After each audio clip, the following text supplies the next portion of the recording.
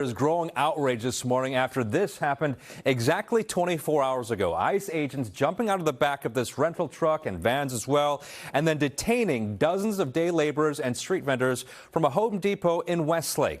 NBC4's Cádiz Klemack is live there now. And John, curious, have you seen any day laborers or food vendors there this morning?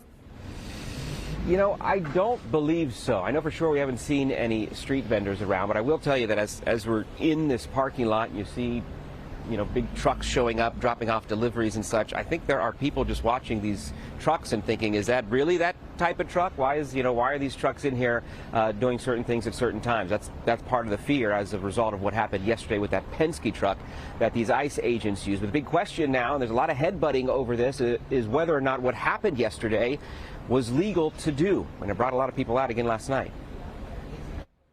We simply will not allow this to continue to happen.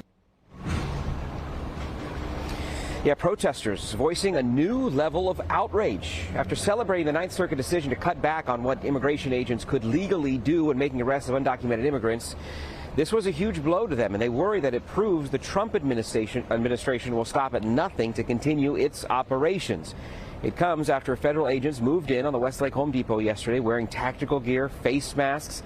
They used a Penske box truck as cover and say they arrested 16 undocumented immigrants from Mexico, Guatemala, Honduras, and Nicaragua. But there's been no indication if any of the arrests were tied to anyone with a criminal record. This administration decided to throw water in the face of that federal court decision and continue these illegal raids. And we have to say no. Nothing happened today is in conflict with the court's order. Everything the Border Patrol does is lawful.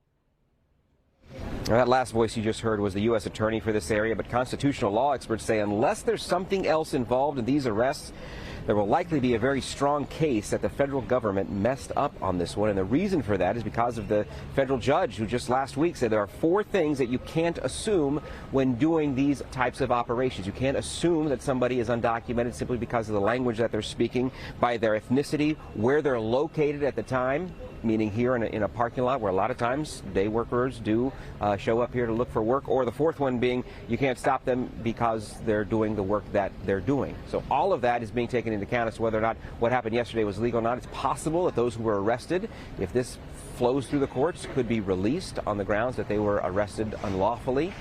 Meantime, later today, we're going to hear about a new effort this weekend to do some boycotts, rallies, marches here in the city of Los Angeles, all in response to what's been happening. Reporting live this morning, I'm Cádiz Klemack, today in LA.